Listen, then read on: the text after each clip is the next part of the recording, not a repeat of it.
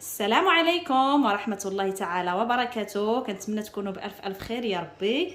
اليوم غنشارك معكم واحد الوصفة يعني مكونة من 3 العناصر اللي هي ديال الخضر. غادي تكون احنا بنقول مفورة، يعني شفتوا الماء بيكون تحت وهيك بخليها، يعني البخار بيطلع، يعني مبخورة، احنا بنقول مبخورة مبخرة. وفي عندي وجبة اللحم المفروم او الكفتة مع البهارات، راح اوريكم الطريقه كيف انا بعملها بطريقه صحيه. وفي عندي وجبه ثالثه يعني اللي هي البرغل، اللي هو هذا البرغل الخشن الابيض. اول شيء عشان نستفيد من الوقت باخذ البرغل بحطه في المي هيك لمده نص ساعه، بخليه في المي، يعني قد ما خليتيه بيستوي لك بسرعه يعني.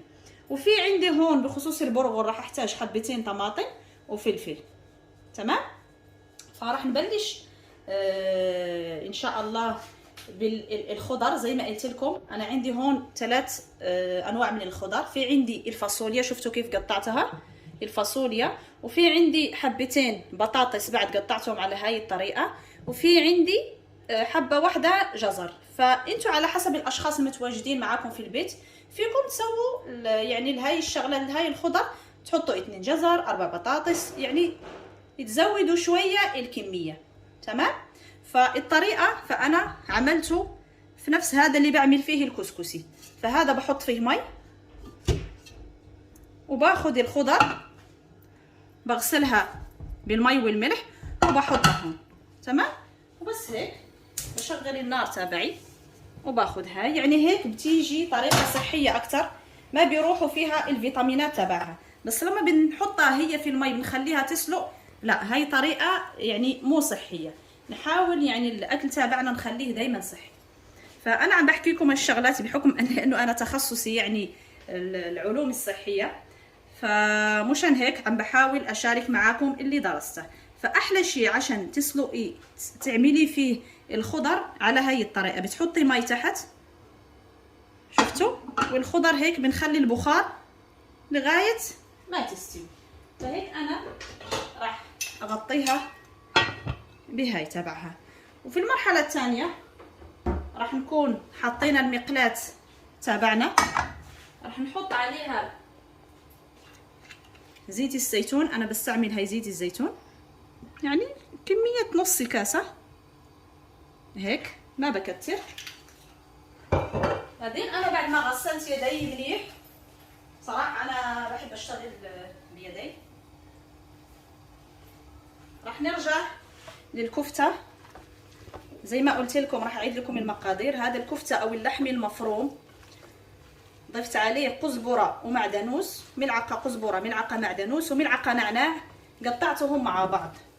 وهذا هو السر اللحم المفروم. لما بتروحوا على المطاعم بتحسوا الكفتة هيك طرية ورطبة معاكم بتقولوا شو بيحطوا فيها، فهذا هو السر. بيخلطوا هاي المكونات زائد البهارات اللي خبرتكم، اللي هي ملعقة ملح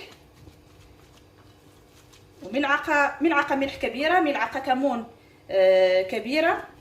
الفلفل الحار انا بحط بس ملعقة صغيرة على حسب الاختيار، ومسحوق الفلفل الاحمر الحلو ملعقة كبيرة. وفي عندي بعد اللي هو بيجي مسحوق الكزبرة، بعد بحط ملعقة كبيرة. تمام، والفلفل الاسود الناعم انتو على حسب الاختيار، يعني في اللي بيحط ملعقة كبيرة، في اللي ما بيحط، اللي ما يحب الحار. فهذا هو السر. هيك بتخلطي كتير هيك حتى تتجانس العناصر معاكي. بعدين بنروح المقلاية تبعنا زي ما بتشوفوا، بحط هيك العناصر. راح اعمل هيك كريات صغيرة وبحط في المقلاة، يعني ما احطها على نار عالية، بحط على نار ناقصة يعني قليلة بس. بخلي هاي الكفتة. الكريات بتعملي انتي على حسب، بدك تسوي كريات اصغر بتعملي كريات اصغر. شفتوا كيف؟ فبضل هيك لغاية ما اخلص الكفتة اللي متواجدة معايا كلها. على فكرة انا نسيت ما خبرتكم بعد، المكون الاساسي في الكفتة عشان تيجي هيك زي طريقة المطاعم، نسيت ما خبرتكم معلش. حبتين بصل حبتين بصل تقشروهم وتحكوهم في هاي تحكوهم فيها، يعني بهاي الطريقه بتحكوا البصل بهاي الطريقه. في هاي الكبيره حبتين بصل، تمام. وهيك راح نكمل، هيك بنسوي كرات زي ما بتشوفوا، وبنحط على هاي الطريقه. نسوي هيك عشان يخلي لنا مساحه. في بعد اللي ما بده يسوي كريات يسوي يعني شكل ثاني على شكل اصابع، يعني تسوي الشكل اللي بدك. راح نضل هيك لغايه ما نخلص الكفته اللي معانا كلها. في نفس الوقت الخضر شفتيها عم تتبخر، راح يطلع عليها بخار هيك، وكل مره بنشوفها بالفرشات. لو استوت خلاص بنطفي عليها، يعني الخضر ما نخليها لغايه ما تتعجن وتصير هنا هيك ما بتصير صحيه. فراح نطل على الخضر نشوف لسه ما طلع عليها البخار، وراح نرجع لكم بعد شوي عشان نشوف المكونات. قلت لكم تقريبا هلا بنشوف انه البطاطس هيك بالشوكه، نجرب بس لو الشوكه هيك بتدخل معناته استويت، فحطيناها على جنب. وهون عندنا الكفته بعد ما استويت بعد. فهلا راح نروح للمرحله الثانيه اللي هي البرغل. فالبرغل زي ما قلت لكم احنا حطيناه في المي هيك تقريبا نص ساعه، بعدين راح نشيله من المي ونحطه في هاي عشان المي كله ينزل. فراح نحتاج بخصوص مكونات البرغل عشان يعني نرجع عشان يستوي. في عندي حبتين بصل، في عندي حبه كبيره فلفل كبير، في عندي حبتين طماطم، في عندي معجون الطماطم انا بصراحه بحط هاي كلها، وفي عندي ملعقه كبيره ملح او ملعقتين. الملح على حسب الذوق، انا الملح والفلفل الاسود الناعم بخليكم على حسب الاختيار، مو من النوع اللي بقول لكم كذا كذا. فاللي بيحب الحار بيحط فلفل اسود ناعم، اللي ما يحب ما يحط. والملح بعد في ناس يعني بتاكل ملح زياده ملح ناقص، بس ما اوصيكم يعني تكتروا كتير ملح. وفي عندي اللي هو مسحوق الكمون، في عندي ملعقه كبيره. وما انسى اللي هو هذا مسحوق الفلفل الاحمر الحلو بعد ملعقه كبيره. بس هيك هاي البهارات اللي عندي. فراح نبلش. اول شيء راح احط نفس زيت الزيتون اللي بستخدم انا دائما في اكلي، راح احط هيك تقريبا نص كاسه، تمام. راح اضيف، اشغل نار، دائما النار بشغلها نار تكون قليله ما تكون كتير. هضيف عليها البصل هيك، راح اخلي البصل شويه تنزل معانا.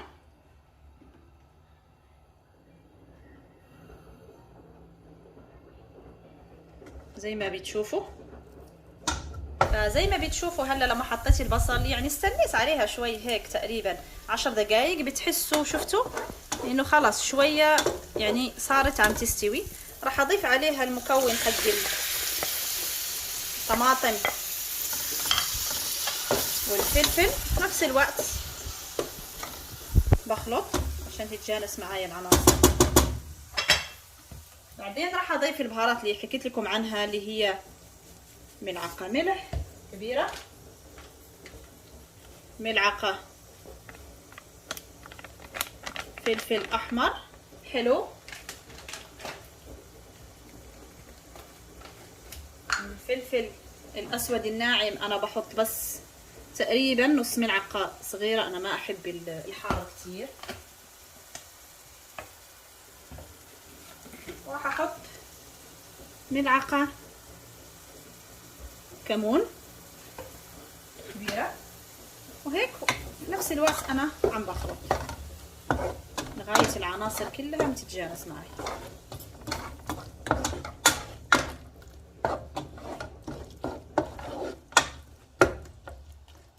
راح نخليها هيك على هذا الشكل. بعدين راح نضيف اللي هو معجون الطماطم، راح اضيف هاي الكميه كلها معجون الطماطم، وراح اخلط في نفس الوقت.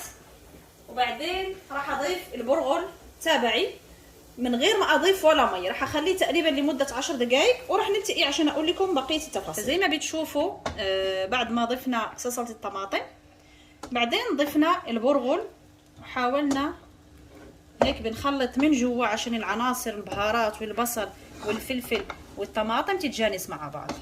والنار السر في هاي الوصفة عشان يطلع لكم زي المطاعم التركية، يعني النار خلوها على الخفيف كتير. تمام.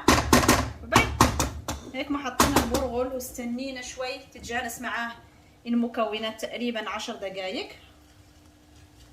راح نحط الماء، بس الماء يعني ما نكتر عشان ما تتعجن معانا المكونات، بس نخلي على نفس المستوى.